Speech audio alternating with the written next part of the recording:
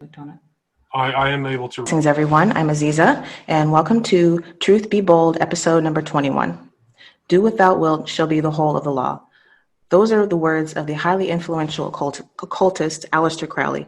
Whether people want to accept it or not, his influence can be seen in everything from pop culture to politics.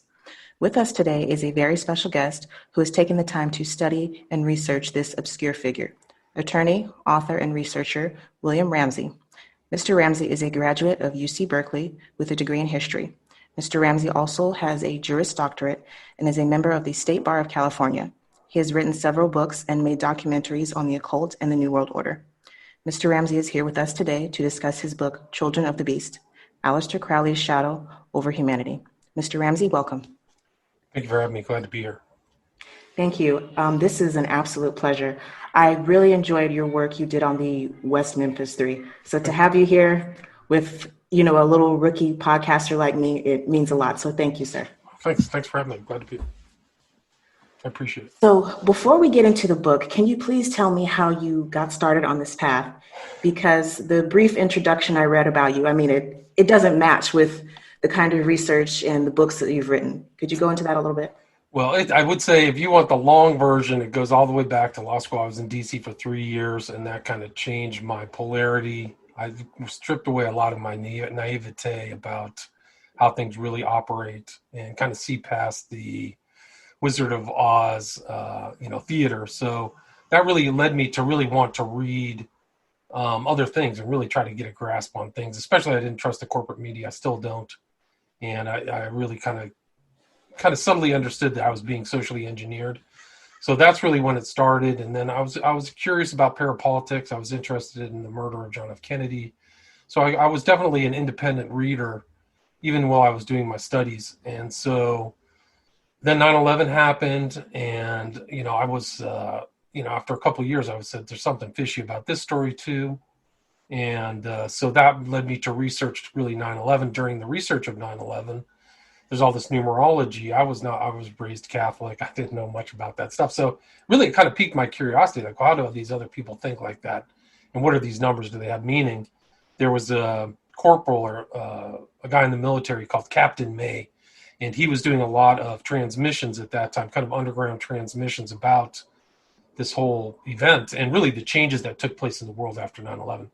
And he was talking about just the preponderance of this number 11. So he keyed on to something, but that led me to kind of keep an eye out for what this numerology, the date of 9/11 and all these other things, these planes that were involved are 90, it's 93, 77, 175, and 11. The first plane to hit the Twin Towers was an 11. So I didn't really know much about the occult, but it just led me to read and kind of try to perceive things. And I saw things in common culture. I would see these people wearing shirts that said 93. So then all that stuff led me back to Crowley. And so I was like, well, who's Crowley? I'd grown up with kind of like modern music. Ozzy Osbourne has a song called Mr. Crowley. So I knew it, but I had a very topical kind of understanding. So I really wanted to go back and read the original material that he had. And I read a lot of his biographies, but a lot of them were biased. They were pro-Crowley, and there's a lot of people who think Crowley is a real liberator of humanity. I kind of was looking at it from a Christian perspective, so I really started reading his core documents. I read his biography. It's called Confessions. It's very long, but it kind of gave me insight, but also kind of his magic and what he was really doing in these groups. And that led me to write my first book, Prophet of Evil, because I believe Crowley kind of shielded himself, but he was definitely had a Luciferian ideology. And I wanted to see what his ideology and his idea of kind of a neo-feudal world was his ideal. And I thought a lot of that kind of tied into the events of 9/11 after 9/11. So you could kind of see this agenda being played out that would be called the New World Order. It's kind of a catchphrase among elites. So I really kind of wanted to understand how he tied into that. A lot of people would have put those kind of different things together in one book, like how does Crowley, 9/11, and the New World Order play in together? So I really tried to fuse that into people's minds. So that was my first book. And I was always kind of curious about his influence on the culture. And that's what led me to write Children of the Beast. While I was writing Children of the Beast, I came across the West Memphis 3 case, which you know about. Wow. And I actually kind of sidetracked. I was like, what's this case? Why is Crowley involved in this case? Because I was looking at these videos And there's a video of Damien Echols in court and being questioned by the prosecutor about Aleister Crowley. And there's a copy of Crowley's kind of magnum opus, Magic in Theory and Practice, is right there on the case. So I said, wow, this is incredible. So then all of those case files are available at Callahan. So I kind of put my legal hat on and really read. And there was all these kind of, in the public, court of public opinion, these guys were railroaded and innocent. But if you really read the court files and what happens after they got out, which is in August 2011, I think it's pretty evident that they were involved in some really bad stuff and still are. Eccles himself is still a proponent of Crowley and posts about Crowley all the time. So then that was Abomination. Then I wrote Children of the Beast. It was pretty exhausting to write it.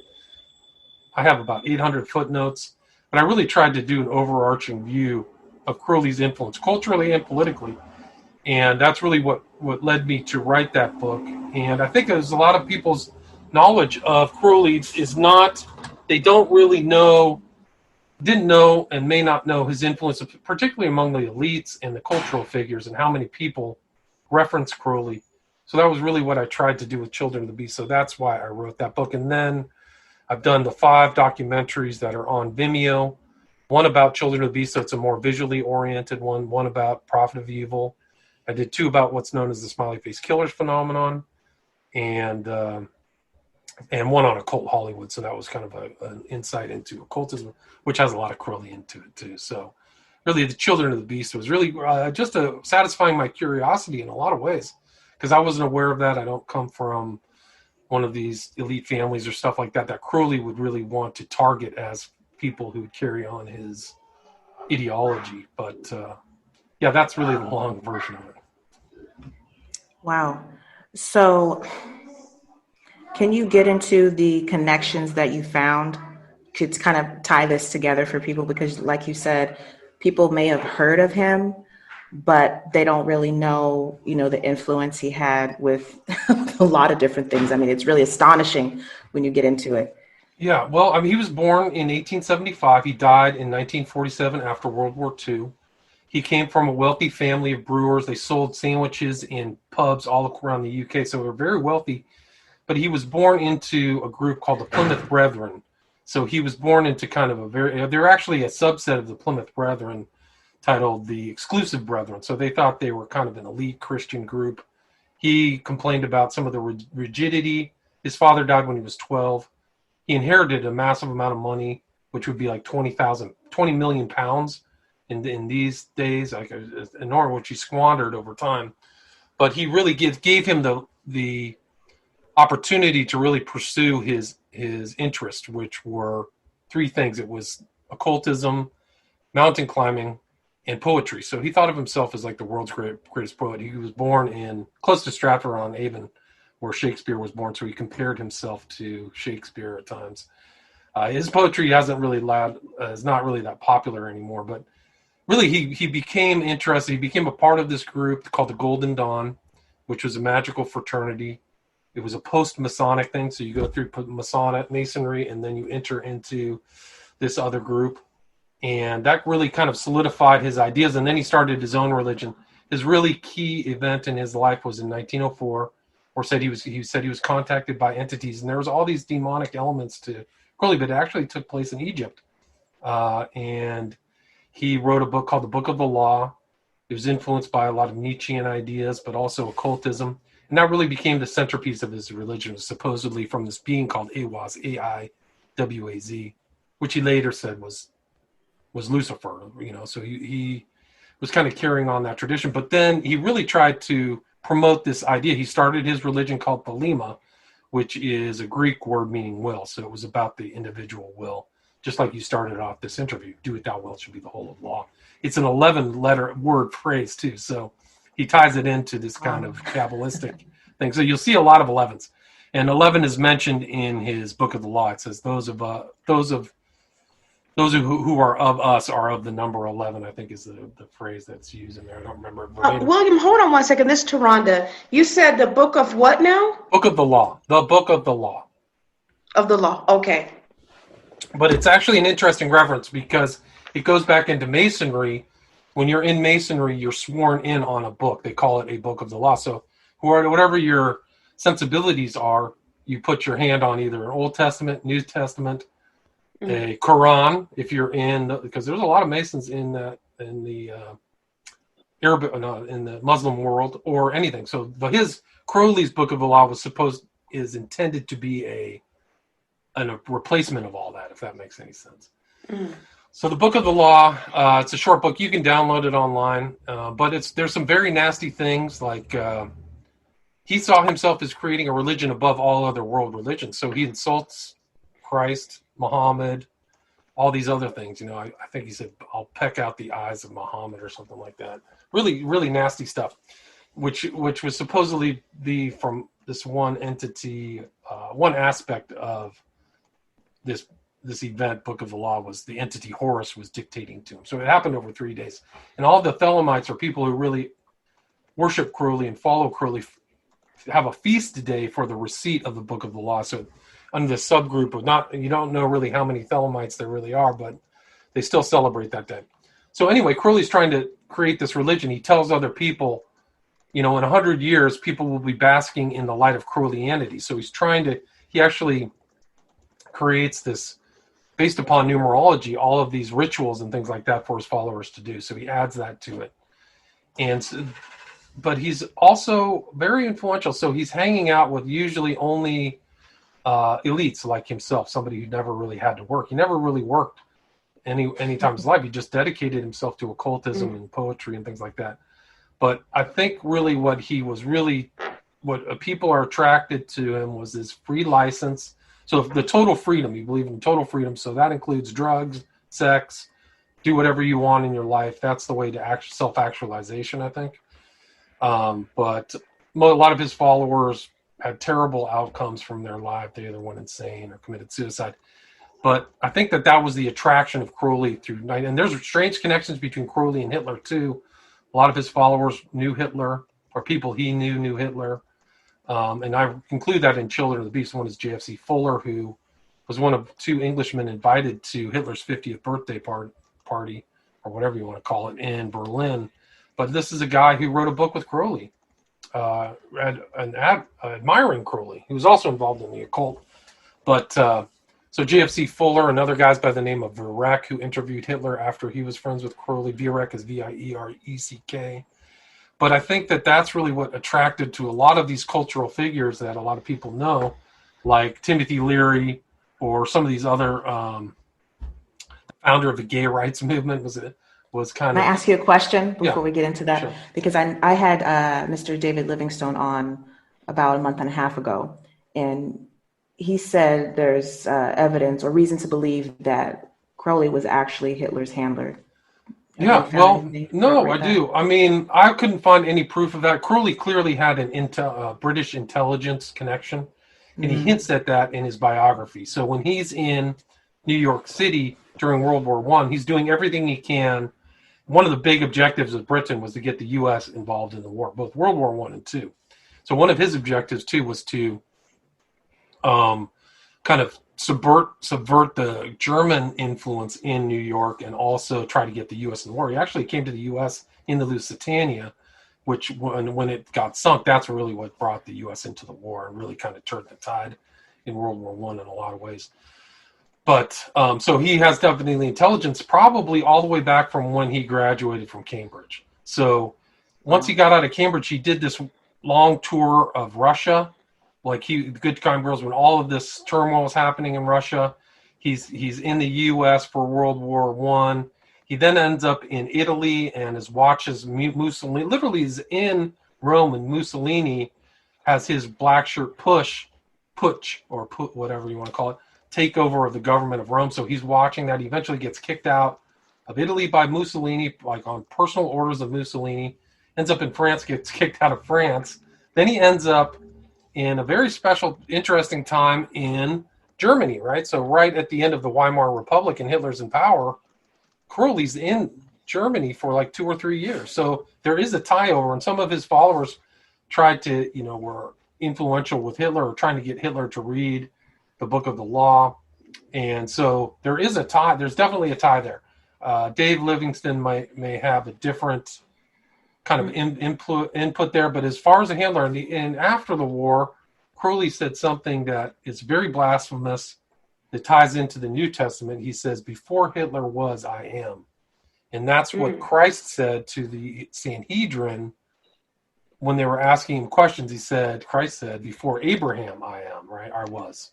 So Christ is making this kind of spiritual statement about what he really is. And Crowley kind of played off that with Hitler. So I actually have said in other interviews that Hitler was a political Crowley. So Crowley was the ideology, but I would say Hitler was very similar in Crowley and outlook and all of his kind of political things. And Crowley had political ideas. So I think that there's definitely a lot of research. I mean, it gets even more strange because one of Crowley's kind of fellow occultists at the time, if you want to get into really esoteric stuff, was a guy by the name of Austin Osman Spare, who was really interesting kind of occultist, also an artist, but he was friends with Crowley, and there's actually a correspondence. Crowley was always writing, corresponding with his friends and stuff.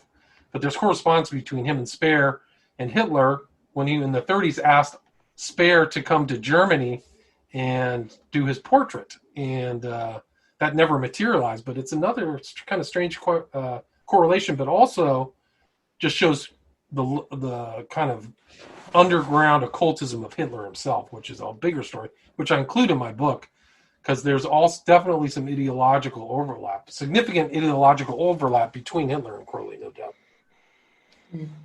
Now, can you get back into, because you were just starting to talk about the leader or the founder of the gay rights movement and right.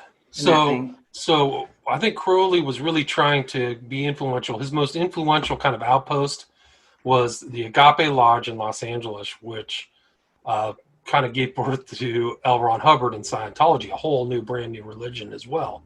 Kind of like Crowley.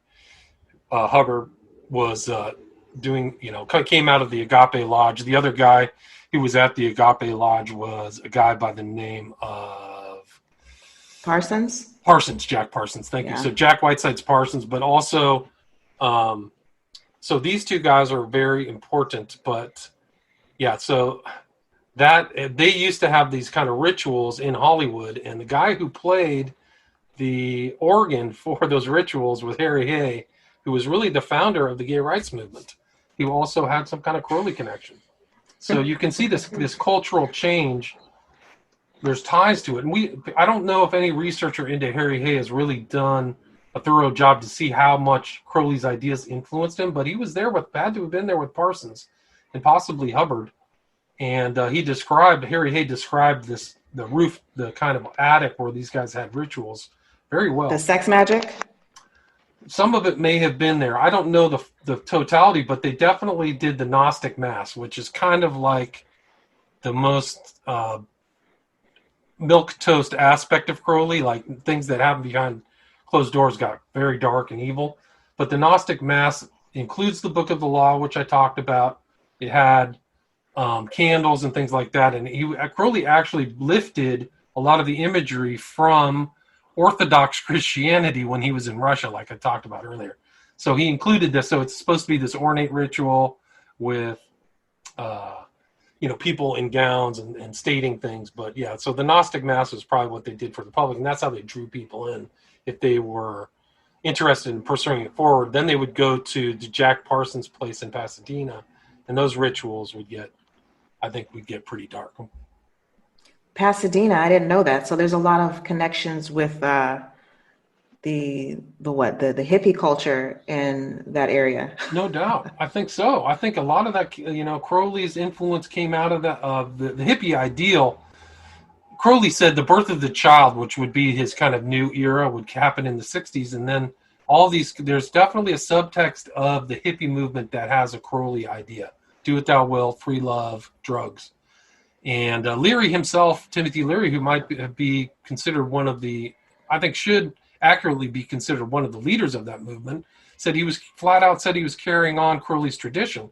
And it's an interesting story close to where you are in Algeria. Crowley took this tour of Algeria with his sidekick, and they did some really dark ritual at a place called Bou Sada. You can look it up. Bousaada.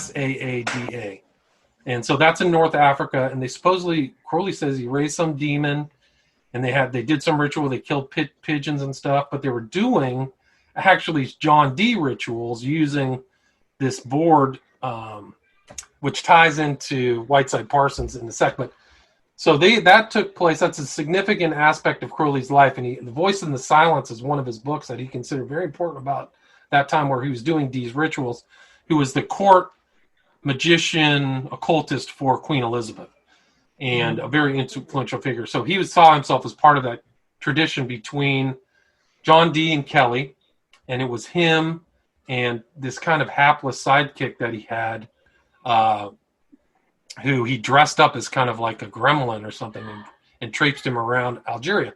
But the point is that Leary left the country. He was secreted out of the country, out of a jail here, and he ended up in Algeria. So what does Leary end up doing? He ends up taking a friend and ends up in Bou Saada, just like Crowley. And it's in my book, Children of the Beast, where he's saying, my life has kind of like weird synchronicities with Crowley. I feel like I'm carrying on his tradition. And he had Crowley's I Ching sticks, which are kind of soothsaying sticks from China. So he had Crowley's possessions.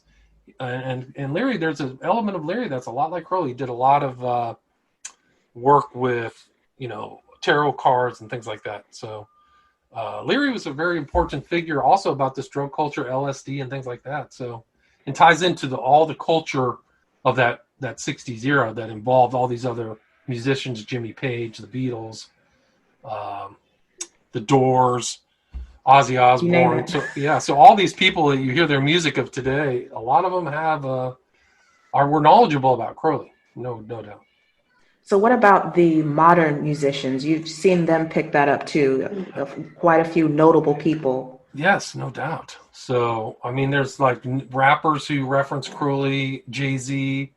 There's one guy who's just flat out like Crowley aficionado, and he has Do What Thou Wilt tattooed on his back. His name is, it's not Ja Rule, I can't remember it offhand. But there's tons of people trying to carry on that occult tradition, no doubt. And you see that kind of in their clothes they wear iconography with Crowley's face on it, and they don't seem to see the darker aspects of Crowley. Maybe they do, we just don't see it in the public. But, or do you think I'm sorry, go ahead. I'll just say weird things happen in Hollywood, so I don't know. So for them, like if they're following Crowley, what would be the benefit there? Of course, I know there's some benefits, but what would make a person be like, hey, let me check out this sick, demented person and see it's an excellent what question. They have to say? What's going to be beneficial for me out of this? Money, power, sex, right? The garden of earthly desires, I think would be it. Because I think that's really where these guys stake their interests, especially people who follow Crowley, is how do I do these rituals or things like that to gain inspiration or fame or things like that. So I think that's kind of a common attribute of the occult in general, whether you're a Wiccan, it's really earthly power, the exercise of earthly power. So say, for example, like, you see people in that industry, the Hollywood industry, just in music, acting, and some you'd be like, wow, they really made it, and they're really not good. And there's some people who are actually, they can sing, and they never make it. So you just kind of wonder, like, is this the aspect of really like selling your soul? Because these people make it big, and like they're acting, they're singing, it's like horrific. And you're like, you got to be kidding me. Then they have people just pouring after them and, crawling after them. And it's mind-boggling to me. And I'm just wondering, like, and also the other person, the fans on the other end, I mean, are they into this and not even realizing how deep maybe their mind is being taken over? It's a great question. I mean, I think that if you talk about a glass ceiling that used to be for women or people of different ethnic minorities, but there may be an occult glass ceiling too, right? So if you're not in the squad, you don't end up going up. You're not part of it. And you hear of all these like rappers and stuff. They get brought into a back room and they say, this is the way it's going to work. And we're going to own you. You'll be rich and famous, but we'll promote you. And it happens for men and women. Like I can't remember the one rapper right now that did it, but I mean, I remember his face, but Drake. So apparently that's what happened to Drake. If you know who Drake is, it's kind of I've seen him. Yeah. Yeah. So that guy supposedly went through some kind of homosexual sex ritual to like get power. So, I mean, you hear the I've heard stories. of that too. Kanye West is also an important, I mean, he may be a talented musician, but he definitely had occult connections. He's pictured with a guy by the name of Jodorowsky, lives in France, who flat out said he drinks human blood. And Kanye West is using all of his kind of symbology, or a lot of it, kind of visual symbolism, in his tours before he kind of reformed or repented and became much more of a Christian as he is now. But that guy's history was very dark, man. Very dark stuff. Can you touch on, because this has always been intriguing to me, the connections with Crowley and Alfred Kinsey? That's a great question. So there's another one. So you've got this guy who writes Sexuality and the Human Condition of Females and Males, very funded by the Rockefeller Foundation, which should tell you a lot. But he was interested in Crowley's diaries, so he wanted to Crowley's diaries. So he meets up with another Crowley aficionado by the name of Kenneth Anger, who's actually still alive, believe it or not, in Hollywood, who has and friends with Parsons' wife, Marjorie Cameron. But they go to where Crowley had his little commune before he got kicked out by Mussolini in the north of Sicily. And it was called the Abbey of Thelema. So that's his religion. So an abbey, kind of like a religious order. So the abbey functioned and was only open for about 3 years, but they went there to kind of just check things out and see if they could find stuff. So there's pictures of Kinsey and Anger together at Crowley's Abbey of Thelema in Cefalù. And Kinsey did have success in obtaining Crowley's diaries. He was a collector of all kinds of sexual literature. But the thing about Kinsey is what people found out when they did his research, they couldn't confirm his research. He would not allow people to see his so-called science. So a lot of the stuff he said has never been verified, but a lot of people considered it as fact. And even now, right? So they reference Kinsey as the so-called liberator of the human spirit. They had this movie from Hollywood called Kinsey, and it's just a bunch of hogwash. It's baloney. And Kinsey, I mean, the stuff that he did, they should have put him in jail or a lunatic asylum. Like, he was really bad. And you can read my book; it gets pretty graphically detailed. But there's a woman who's done a lot of excellent research on Kinsey. Her name is Judith Reisman. So she is probably the most knowledgeable about the kind of fallacies and the kind of fraud that he committed, scientific fraud or scientism, where they put on the trappings of science, but nobody can ever go through and verify anything they said. So, but yeah, Kinsey definitely had a connection to Crowley, no question. And there's actually pictures and videos of Kinsey taking videos of Anger together when he was younger. So yeah, no, definitely Kinsey. But he also Kinsey was a charlatan. He was trained in like zoology or something like that. And he reformed himself into a sexologist, which never existed, but it was a bunch of, it's not meritorious. The stuff he did, like it's really graphic and horrible. He was a very bad, very evil person. And didn't he have some influence on modern family court as we know it? I think so. I think people referenced him as an authority for a while. He was considered an authority, or the authority, actually. I mean, those are pretty big books. Sexuality of the Human Male, Sexuality of the Human Female. And I don't know how much influence he still has, but definitely at one point was. I mean, he was world renowned. Yeah, I've noticed he's been kind of buried. Like they won't come out and, defame him, but they kind of just brush him under the rug. No, I agree with that. I mean, it's probably the best thing to do. They don't really approach the kind of horrors that he really did that involve kids who cannot consent. So once people kind of read about that, I think they can realize that there's some real problems with Kinsey's work and material. He said he made pretty broad statements about people's sexual orientation and stuff that a lot of turned out to not be fully legit, if I remember. Yeah.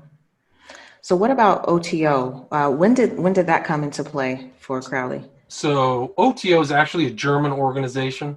It's the Ordo Okay. Templi Orientis, so the Order of the Oriental Templars. They claim to go all the way back to the Middle East, the magicians of the Middle East. So does the Masons, actually, through the Templars, which were this group that helped people on pilgrimage, crusaders, and things like that to go to the Holy Land. They turned out to be the first international bankers in a lot of ways. But they supposedly brought back this ancient kind of Sumerian, Middle Eastern magic religion back to Europe. And OTO did that as well. And Crowley, what happened was Crowley was kind of writing about his magical research, and somebody else came across it from the OTO and said, "You're stealing our material," because it was the same. But they had both independently kind of come into certain occult, what would you call? They would call it an advance, but anyway, there was a guy's name was Theodore Reuss, Reuss. He made Crowley the OTO head of England, and eventually Crowley in 1925 became the head of that organization after some of them passed away. He actually went to Germany. There was some kind of meeting of OTO members, and Crowley became the head and kind of changed a lot of their rituals, added a lot of his stuff, the Book of the Law. But the OTO is still around today in different variations and forms, and still has its repository. There's a book out there, The Secret Rituals of the OTO, which is available. But I think they ended up having 11 grades. So they actually borrow a lot of this kind of grade stuff, I think, from the Golden Dawn, where you advance up the grades and become, obtain different levels and stuff like that. And then you have, I think that Hubbard actually borrowed a lot of that as well. So he integrated some of those ideas into Scientology. But the OTO, I mean, they had heads. The current head of the OTO, I don't know who it is now, but it used to be this guy Grady McMurtry, and they had all kinds of like fights in between themselves to see who was the caliph. They used terms from Islam, kind of like the caliphate, but yeah. So the OTO is still around. Was Michael Aquino, was he part of OTO? I think he came out of the LaVey was the guy. Aquino was in LaVey's group, and then he broke off and started the Temple of Set, and then he just passed away. I think Aquino passed away within the last year. Okay. But it's interesting because one of his writing partners is this guy Vallely. They wrote this manual, which you can find online, called Mind War. So it was about psychological. The title of the book is From PsyOp to Mind War. So his advancement of the ideas of psychological operations of individuals was to don't do psychological ops, just constantly attack people's mind. So you're constantly making, whether it's your own citizens or somebody on the future. And we wrote it with this guy, Paul Vallely, who's still around. He's on TV all the time. He was just on Newsmax talking about the whole situation in the U.S. now. But Vallely, it's incredible. He's like writing with the head of this very evil organization, the Temple of Set. Wow. Yeah, I didn't know. So a lot of this is very current. It's much more current than you would think. Yeah. It's not past history, it's present. And that was Michael Aquino's job in the Army, wasn't it? It was psychological warfare. Like, that was his program. Correct. I would highly recommend, if you get the chance, download From PsyOp to Mind War and just read through it, because it was a paper that was done in the 80s and shows you the way they're thinking, They're thinking about using all kinds of technology to manipulate people and just horrible stuff. And I actually think that George Bush Jr., I don't have any proof, but I think that he integrated a lot of the ideas from Mind War into his administration for the 8 years from 2000 to 2008. You can see kind of overlapping use of that ideology, in my opinion, during that administration.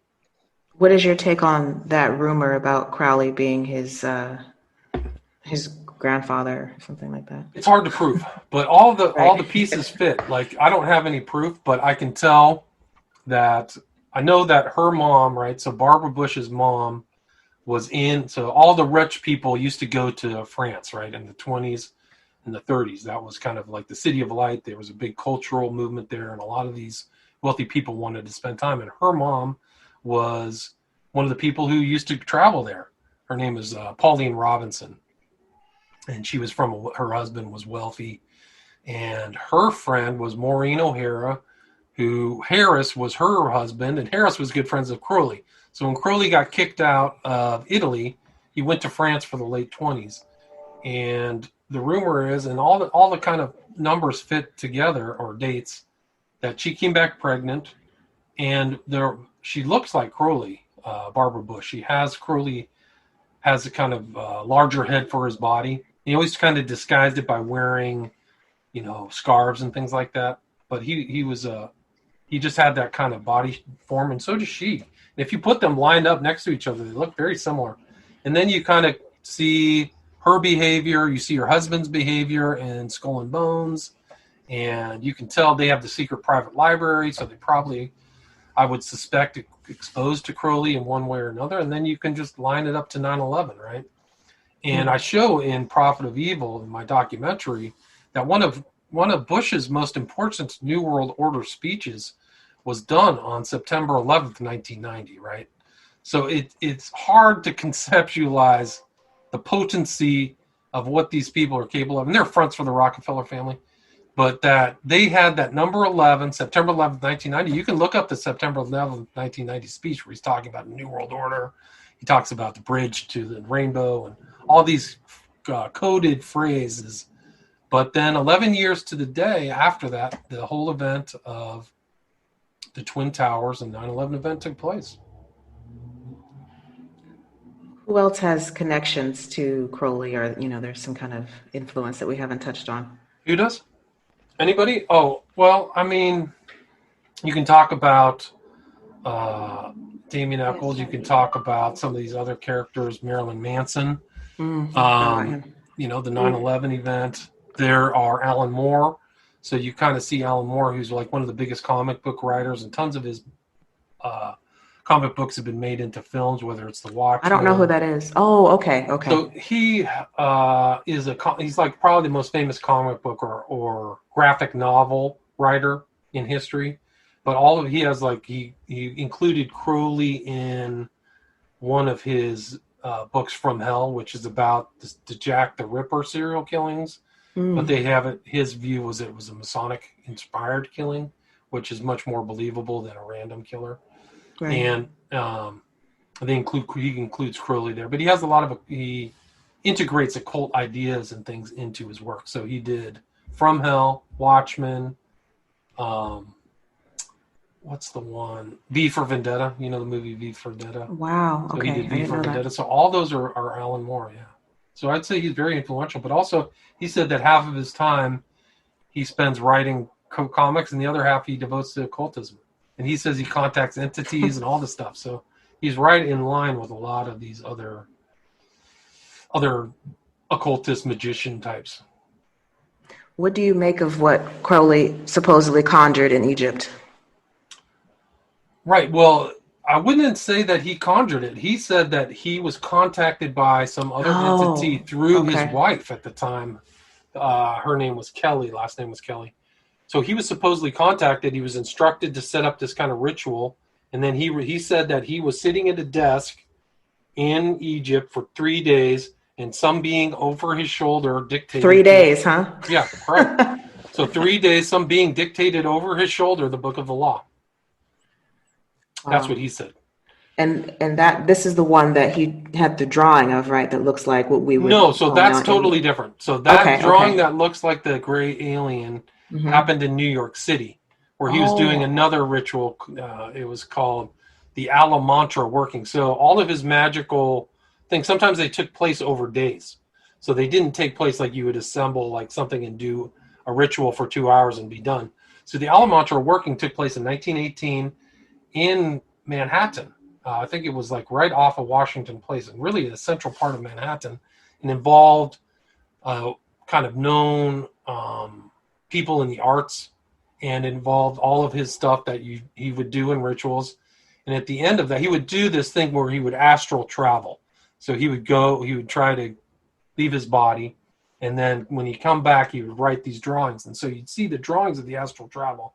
But at the end of the Allah mantra working, this being he called Lamb Lam, but it's like a titular thing that comes from the same kind of word as the Dalai Lama. So it's like Lam is like a lama or teacher.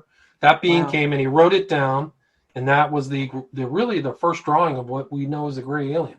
So you could say Crowley is also the progenitor of the alien myth that goes through, Communion, these books, and all this other thing. The gray alien, the first drawing was really Crowley. Yeah, absolutely. And then that connects with, different religious ideas that these are not, in fact, aliens, but, Right. Well, it's interesting you say that because some of the Crowley followers or people who are interested by Crowley, influenced by Crowley, are also in the UFO movement.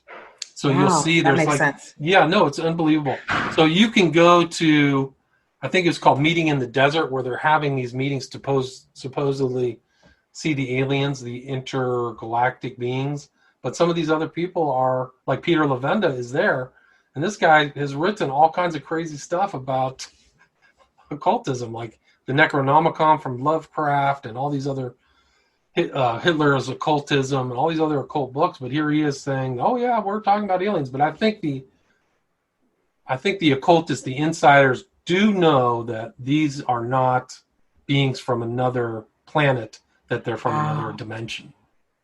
That's mind blowing because I've never thought about them actually knowing in the inner circles. I've always thought, these people, they're right. No, it's interesting totally because off. right. No, I think that's how they're trying to socially engineer the public or anybody to get used to these beings. It's much easier to say they're from somewhere other place in the galaxy or whatever than to say, hey, we're summoning them through rituals or whatever, which Crowley was doing. Like his rituals, almost always they're trying to contact entities and obtain knowledge. So you can have the Alamantra working, the Gerensis working, which happened in France. You can have the rituals that took place at his now burnt down Boleskine Manor, which the OTO was trying to raise funds to rebuild the OTO. That was the Abramelin working that he did over 6 months, supposedly. He never got it completed. But they're always involving what we would call demons. Wow. Because you mentioned the book Communion, and I don't remember the guy's name, but didn't he say that those were demons, right? I think he admitted it, but he also has, I can't remember the author's name, but he's the suspect character as well. And he also came from writing, he actually wrote fiction and then wrote this Communion, which is actually supposedly categorized as nonfiction. So do you think that he was a tool of social engineering to kind of push these, because that book is famous? Yes. No. Kind of push these I would say, if you ask me my personal opinion, I would say yes. Okay. And there's an author that's done really good work on that. His name is Jason Horsley, who also was kind of an occultist. I don't know how much occultism he's into now, but I've interviewed him about that book, and I think the book is Prisoner of Infinity. And he also has been to Morocco. He's actually a Morocco adventurer. He might be a good interview for you. Talk to him about his books.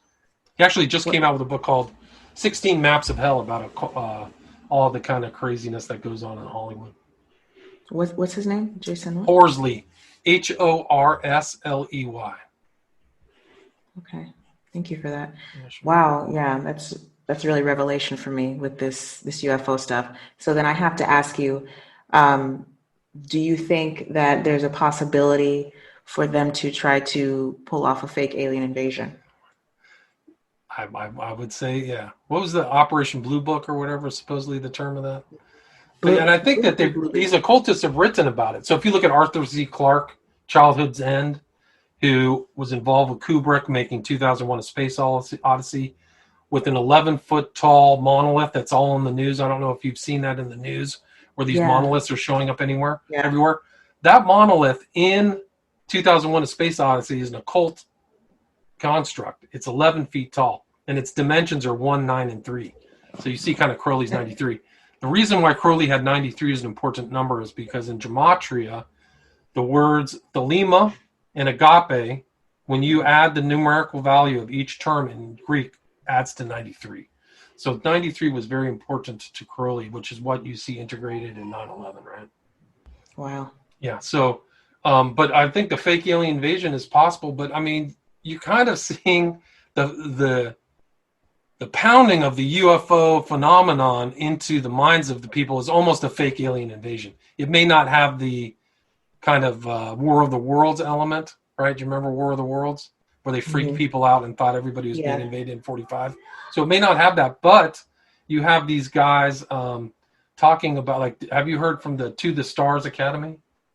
No. So To the Stars Academy is the guy from Blink 182. His name is Tom DeLonge, and he started this whole thing that they turned it into kind of corporatized UFO research, where they raised all this money and they're writing books about that. But Tom DeLonge is there. Guess who is the ghostwriter for some of Tom DeLonge's works? The guy I mentioned earlier in this conversation was Peter Levenda, an occultist who's been seen in rituals and all kinds of stuff. You can't make this stuff up. But they're pounding a lot of that information into a much younger, much naiver group of people now. Not people who are, I'm over 50. So the people who are younger are eating all this stuff up about Tom DeLonge and these aliens and alien technology. And some of these people who are on his board have very suspicious military backgrounds that involve. It's always the military somewhere. Psyops, right. So then you got you're back to social engineering, psyop, mind war, social, changing people's mind and shaping people's minds. Often not for the better. To digress from that a little bit, what about Crowley's influence on some of these serial murders or supposed serial murders? Well, that's a whole nother question. I mean, according to the FBI and the Lanning report, there's no occult influences on crime. It's not the people. Right. So that's the FBI. So, but you can actually contradict that with a lot of crimes that have taken, like, Richard Ramirez was a flat-out occultist. He was actually supposedly a member of the Church of Satan, and they covered all that up. So he was a member of LaVey's group, or had some kind of association with that. But there's tons of crimes. If you look at, like, my Smiley Face Killers, I think that there's a lot of occultism involved in these crimes against young men, where they're being abducted and kind of disappeared. So how Dahmer, much? Definitely. What's that? Dahmer, right? To that, yeah. Yeah. So I heard that. No, sorry. No, continue. Please. I was saying, because William, how we hear about these crimes and these people do stuff out of nowhere, heinous, sick stuff, just out of nowhere. They don't have a past or anything of doing any of these things. So you just kind of wonder when you hear, especially when they're killing. I'm starting to see a lot of things where children, like babies, 1 year old, are being killed, by whoever. And it's just no reasoning whatsoever. So I'm kind of wondering, okay, is this now looking at some type of sacrifices that people are doing? Because I'm starting to see that a lot. Maybe they're just putting it out there in the news a lot, but I'm starting to see that a lot. And it doesn't make any sense whatsoever, Right. Well, I mean, I think these things are happening. If you're kind of read the news as much as I do, there's a lot of occult crimes happening all over the world, whether it's in Brazil or Argentina. There's this guy, Yao of God, who was into all kinds of crazy stuff, friends with Oprah. Oh, I was just about to say, they covered that one up.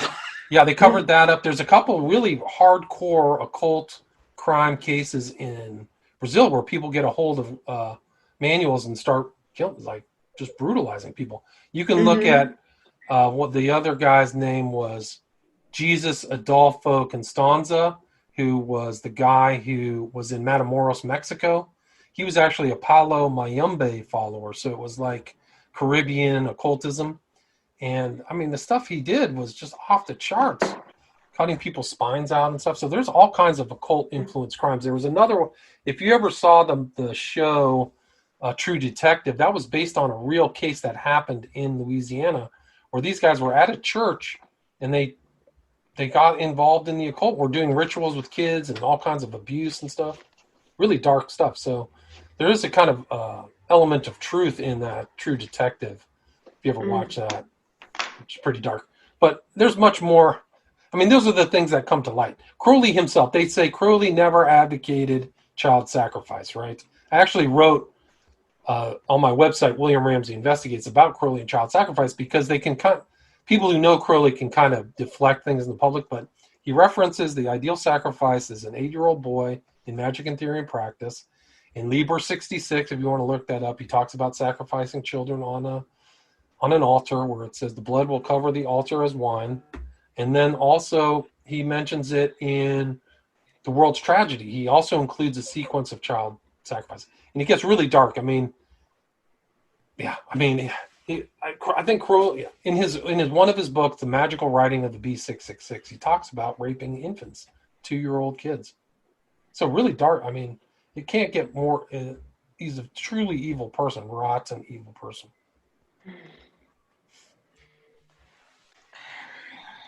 Sorry, I'm just processing that. I've heard. And, I mean, you can get into all the blood drinking. I mean, all these things are involving a lot of bodily fluids and stuff, ingestion. I mean, the guy wasn't well. There's a decent. I mean, he wrote, I think, in his diaries when he was older, like, I am clinically insane. Like, he was writing, like, I think I'm insane. So that was actually what I was going to ask you. Yeah. Do you think that he was crazy? Because I've heard apologists kind of divert from his works and his actions to say that he was crazy.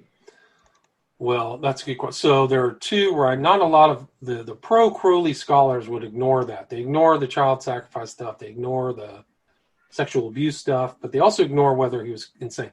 There are two writers you can look up who mention Crowley going to a sanitarium in Switzerland.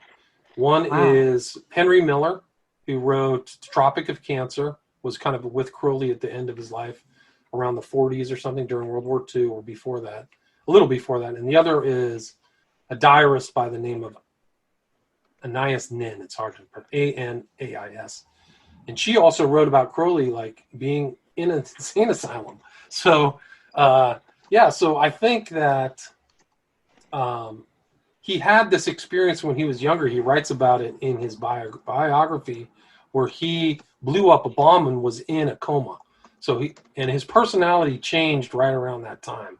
So maybe that he had some brain injury, and that may have changed his personality. I think that he definitely wasn't well. Just wasn't a well person at all. But the weird thing is that he was very intelligent.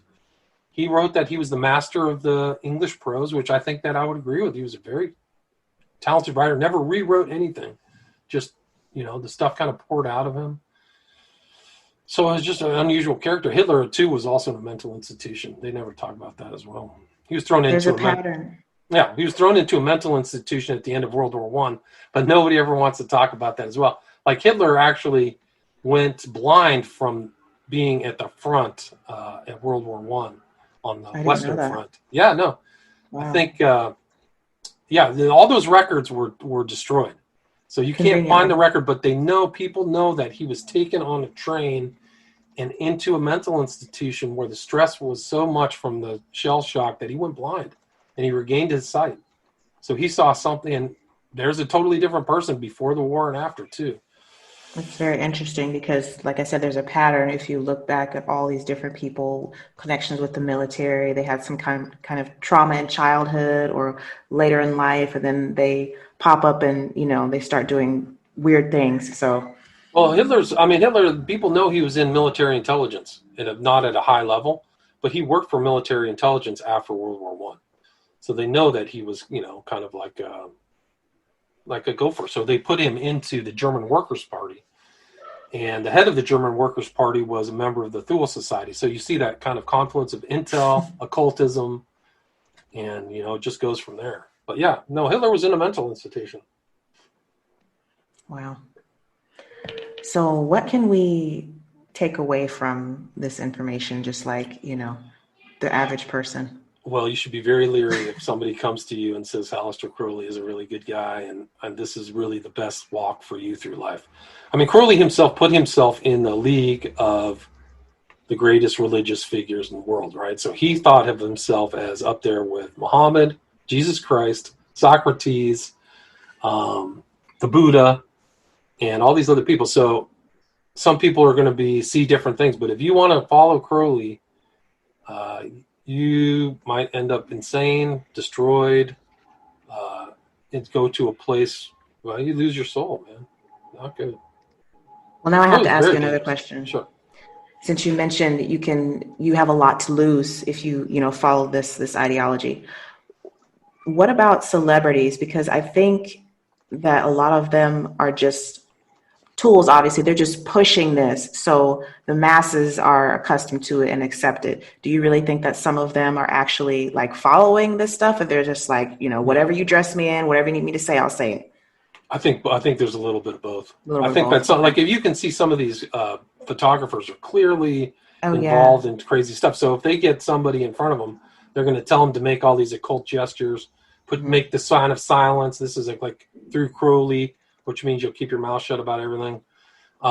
Make all these weird things with their hands and stuff. But I think some are on board. If you research Johnny Depp, it's pretty dark. Yeah. So, I mean, these guys, and he was in a movie called The Ninth Gate with. Oh, I haven't heard of that one. No, I would watch that with a lot of critical viewpoint. But it's basically like if you had like a religious story about a Christian, like a Pilgrim's Progress, it's like that for Satanists.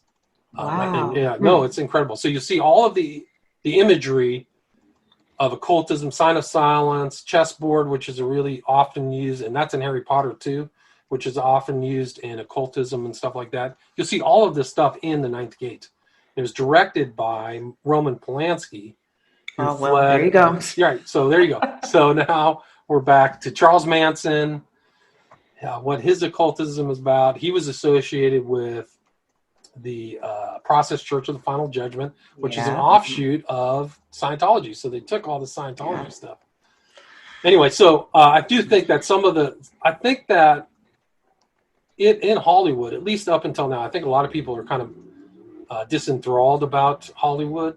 So, rightfully but so. I do think that very recently, a lot of those people either were occultists or they just adapted to it. Like, this is the culture I'm going to take on to be successful and get what I want in Hollywood. So let's just go, I'm going to do it. And there's horrible things in Hollywood, just tons of pedophilia, just horrible abuse, children abused, just the most brutal stuff. I mean, really bad. So I do think some people are, they're involved in the occult. And Hitler's there. I mean, Crowley is there. And, that's who they admire. Drugs, sex, all that stuff. Romanticize a lot of that stuff. Wow. This has been truly amazing and very informative. Mm-hmm. I really appreciate your time today. Tarana, did you have any other questions? I have a whole lot of questions. It's like, wow. And it's profound because you hear about these things, all the time, but now you just see more of the connection, and especially in the entertainment business and just in general. And, I understand why people think they flock to that, because the simple fact is, like you said, they want power, they want money, they want all these things. But, like we were saying before, it could be the person next door. You never know who is involved in this. That's the scary part. It's occulted, it could be people that you're working with, Yeah. It's occulted, so their reality is occulted, and that's the whole thing. Like I literally could take a college class about some of these figures, and they never mention any of their occult connections. So you could take a thing about Leary, and they'd be whitewashed, and he's a hero of the human spirit, and blah blah blah. And then you'd be like, these are choices that these people are making that are terrible. There's a lot of wreckage in the '60s. A lot of those people didn't come out the other side sane or well off after doing a lot of LSD. It was very dangerous. And a lot of the people who were proponents of that had direct CIA ties and all kinds of nasty stuff. So, when you probably heard the story of, what is his name, Robert Johnson, and this was an old one, and that was talking about the Crossroads, and him like basically learning to play the guitar like overnight. The thing was that he literally sold his soul to the devil. So you see that in some of these so-called great musicians that come out of nowhere. So sometimes you just kind of wonder with that. And I know people will do it because, people want money, they want fame, they want all that. So, it's really scary. So they're connecting with, maybe they think it's aliens. Is that what it is? But to me, maybe they're actually demons. Yeah, I would say they're all demons. And I think that you can go visit where the crossroads that Robert Johnson said that happened. I think it's in... Mm-hmm. In Mississippi. In Mississippi. Yeah, that's right. It's in Mississippi. So was it Mississippi? Yeah, I think it's in Mississippi. Okay. Yeah. It's south of Memphis. But Yeah, I mean, I think what was the great violinist who sold his soul to be the greatest violinist in the 16th or 17th century. So, No, I you know, don't know. Yes. selling your soul for artistical, you know, talent isn't new. Or and then that interview that Bob Dylan did. I'm sure you've seen that. I think so. Yeah. Tell me about it again. I forgot. He was I forget the journalist's name, but he was asking Bob Dylan about his longevity. He's been doing music, for 60 years or whatever it is. And so he said that he attributed his success to the sacrifices that he had to make. I'm paraphrasing here. And Ed Harris. It was Ed Harris, I think, that interviewed him, something like that. And so he asked him, who's your influence? What kind of sacrifices? And he said, well, I can't really say, but I answer to something higher than me. I remember And that. the journalist said, oh, well, can you tell us who it is? And he's like, no, he's the chief, the captain, not of this world. And, he had like this air of fear about him. Definitely wasn't talking about God. Right. Well, have you heard like all these other codes rappers have, or Jay-Z? They talk about the Rain Yeah. Man, or they talk about. Yeah. There's a bunch of other ones. I was reading through You some said of that those. was it the Rain Man? Yeah, Mm-hmm. the That's Rain Eminem, Man. I think. Yeah, Yeah.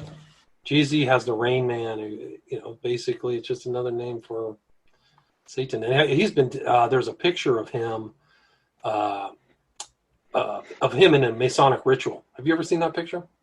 Or I don't he's think in I a have. Masonic meeting, not in a ritual. Sorry. No, Let me I see. know his the man he founded Rockefeller with. He's big into the occult. The guy that used to be a part of Def Jam. Right, that makes sense. Russell? No, the white guy. He's Jewish. Oh, you're talking Oh, about. Leor something. I don't know his name. I know his name. His name is her. Oh, I know exactly who you're talking about. But Can I yeah. share my screen? Let me see if I can share my screen. Yeah. Let me share. Okay. Do You you have think? to give me the permission. Oh, I'll show sorry. you this picture. Okay. Do you think there's any ties with what we're currently witnessing now? Oh, I mean, Loaded question, right? I don't know. I mean, it's hard to say. Like I've seen, if you look at Biden do his speeches, he never says Jesus or God or anything. He says "come to the light," which is very Masonic. So I kind of put him in that kind of Masonic group. He's also made speeches about the New World Order. So is John Kerry. So people would think these guys on the left, the elites in the Democratic Party, are some kind of like men of the people, but that's just, I don't believe that at all. So I think Biden is, I would put him kind of in the globalist forces where they're kind of trying to break down individual sovereignty, always, and try to create a neo-feudal state. And I think that's terrible for any country. So how much occultism involved? I mean, we can go back to 2016 with Podesta and pizza and all those weird symbolism, and they're talking about the Lima in one of his emails, Podesta's emails, and that's the chief of staff for the campaign for Hillary Clinton. So do you think that whole situation was valid or genuine, or do you think it was put there for people like us who recognize these things kind of as a diversion? I think that there was something there because those were from the actual emails. They never denied that. It's just like the Hunter's laptop. They didn't deny. They just ignored it. They ignored it. But they Or talked make fun about of it. Abramovich. She was like in these networks, right? She's at Oh, these weird yeah, spirit cooking yeah, things. They talked yeah. about pig's blood and other human bodily fluids and stuff. So yeah, it's not good. I'm trying to see if I can share this. What about with this Popping up. pandemic? Do you see some occult symbolism with this pandemic? I mean, I think we're in a pretty dangerous age right now, but I think all of these crises, they're always trying to push us towards global government. So, which is also scary. I mean, if you look at the UN, it's founded by the Rockefellers. It's in a huge obelisk type style building. Sir, and isn't that at the UN headquarters, or am I Is thinking what of? there's the waiting room or the religious room or the prayer room at the UN with the black cube and all kinds of occult imagery there too. And the Rockefellers are just neck deep. If you go look at Rockefeller Center with Prometheus as a symbol of Satan, and Prometheus is gilded, so they have a gilded Prometheus in Rockefeller Center. It's incredible. And people just skate by it, and it's featured in tons of films, but the insiders know what that means. So I think that we're at a time where, I would say the Old Testament, the Bible, predicted that people would be going to and fro around the earth, that there would be an increase in knowledge, and you're kind of seeing that all kind of come together. But I think that the big prize is always going to be global dominance. I mean, you always have in time people who want to take over states or take over nations for greed or power and money or whatever. And I think that that's going to be the big prize is who's that Alexander type who really wants to take over the world at any cost. So I think that that's where they're headed. I mean, I think from a Christian perspective, the final, battle will be the Antichrist, right? Right. So I think that go look at the Supreme Court of Israel. It's fully Masonic. It's incredible. I can't seem to share this picture of Jay-Z. I don't know what I'm doing. And also, William, a lot of us, I would say in my family, we have a lot of Masons and Eastern Star.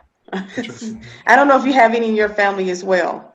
No, all Catholic. I come from a Catholic family. I'm a Presbyterian now, but okay. I didn't really have that. I didn't really have that secret society. I didn't come from that background where, I didn't come from an urban background or things like that where you'd have secret groups.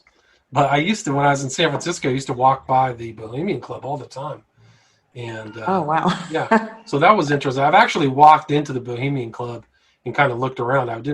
This is 25 years ago, just to see what it was like. It's a big building. It's 5 or 6 stories tall. And the Bohemian Grove is based off of the club that's in San Francisco. It's right by the Olympic Club, which is another kind of elite club in San Francisco. The Olympic Club owns a golf course, a very nice golf course. I think they have PGA tournaments there as well, but it's right by the Bohemian Club. But it's interesting because the film Good Shepherd, if you ever see the film Good Shepherd, it's about kind of Skull and Bones. But at the very end of Good Shepherd, they have this sequence where the guys are sitting in leather chairs. They're sitting in leather chairs and talking, and there's a fire. And it's directly taken out of the Bohemian Club in San Francisco. So, oh, wow. No, it's off the charts. But you can see in that thing, the Matt Damon character gets tapped to join Skull and Bones, and they show rituals in the tomb. They're showing all that stuff in there. So I think that really was their intent. I think it was that film was intended to kind of show this inside world that's secret or occulted from the rest of, these are people. This is George Bush Sr., Jr., all involved in that stuff. Secret libraries. I don't know what they've read, but yeah, it's really bad news. Yeah, because I have several family members that are that are Masons, and also a lot of older aunties and stuff that were Eastern Stars. So it's as far as it's been prevalent in my family, but just hearing about it's wow. Do you still have that photo up that you were sharing with us? Well, I'm trying to. I keep hitting share screen. Hit the probe. I saw it for a minute. I saw it. Weird. Then it went off. Okay. Oh, I see him. Are you seeing him right there? New Jersey, I see him. Yeah. So he's second row. He's kind of looking out of the corner of his eye at the camera, but that's him. Second row, fourth from the left, fourth from the right. Do you see him there? Yeah. Yeah. Oh, there it is. That's a better. Can you see that better? Yep. That's him right I there. sure can. I'm pretty sure that's him right there in the center. Second And row. those are the outfits and everything. Yep. White gloves, aprons, all that. Yep. Stuff. Wow. Yeah, no, there's all. They have their own Skull and Bones. It's Boule Society. You probably heard of Boule. Yeah. I mean. Yeah. No one wants to talk about the Boule though, but. Yeah, well, they should. Yeah.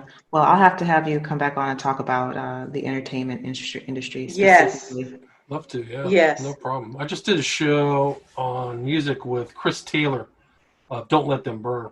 He's done a lot of really good shows. He might be a good guest for you, too. Chris Taylor, Jason Horsley. If you guys are looking for guests to talk about this stuff. Great. Definitely. You said Chris Taylor? Chris Taylor, yeah. Don't Let Them Burn. His website's www.don'tletthemburnnospaces.com. You can check out kind of what he's done. But it might be stuff you find really interesting. I think he's doing really stellar work on a variety. He's kind of laid out his broadcast into different sections. So he talks about Hollywood, the influence of comic culture, transhumanism. Yeah. Okay. Yeah, so, awesome. Oh, wow. Whew. Well, again, thank you so much for your time. Thank you. My pleasure. Great to be with you. How's everything in Morocco considering COVID? I mean, it's pretty much normal. Normal. That's good. Whatever was normal before, if it was even normal. Other than, the masks and stuff, and people are kind of over it with the masks. So they're done. Interesting. Do you feel like it got hit very hard? No, I didn't even. I don't know anyone who knows anyone who knows anyone. Still. That's good. Good for you. That's great. So, Yeah, I have good memories. Tangier. I took the Marrakesh train. I love the food. Food in Morocco is outstanding. I love it. What is it? What's that? What's the pigeon pie there called? Why am I forgetting this? Bastilla. Bastilla. Yeah. Oh, yeah. Yeah. That's one of my favorite dishes. We do it with chicken here. Yeah. You can't really tell. It used to be Yeah. pigeons, in my understanding. So. You were at Tangier, and where else? Well, I went to Fez, Tangier, Okay. Marrakesh. When I was really young, my parents took me to the Atlas Mountains. I remember being Wow. up there. Yeah, you used to be able to, your tours would take you up there and you could hunt for quartz yourself. So you would take a hammer and up in some kind of volcanic rock. I remember that, but that was 40 years ago. But I went to Casablanca. I wanted to go where Jimi Hendrix used to go, which was on the beach. I forgot the name of that. But it was Agadir? I think so. It was in the southern part of Morocco. Closer in the Atlantic Ocean. But Okay. I really liked it. Fez was really interesting. Marrakesh was great. But I used to walk around. It was very safe. I mean, a lot of people get freaked out by it, but I never had a problem there. People were very nice. It's still really safe. I mean, relatively speaking, I wasn't keyed into the poverty. I was just a, college age journey person. But right. there's definitely some. I mean, there's tons of poverty in LA. Holy smokes, it's terrible. I've heard that. Yeah. So anyway, yeah, I'd love to go back to Morocco. Love it. Well, you're welcome. I know. I got to get on a flight. Should come. Yeah, we went from Algeciras, took the boat over from Rock of Gibraltar to Tangier. Took the train. Yeah, it was great. Did you ever go to Ceuta? Ceuta, I don't even know what that is. So it's Spanish territory, but it's still in Morocco. Oh, yeah, I know that. Yeah. It's Ceuta, right? Uh-huh. That's spelled, yeah, no, I remember that. No, I did not. No, we just, what did we do? We just kind of walked around. We didn't really know what to do. We just stayed in Marrakesh when I had the Eurail pass. So you could just get on the Eurail and just travel all around Europe. And I think the Euro pass worked for northern Morocco. I don't remember if I paid it or not, but we just got down there. Everything was fairly reasonable, and it's very easy to just go out and get some food to eat and just kind of look around. I think we were too young to rent a car and drive around to see things or anything like that. So that was it. But we'll have to come back and have a new experience. Love to. So. Anytime. Love to. Hopefully when this pandemic ends, I'll get on a plane. Yeah. Okay, well, thank you so much, and we'll be in touch. Yeah, great to be with you. Thanks for inviting me. I appreciate it. All right, take care. All right, you too. Bye-bye. Bye.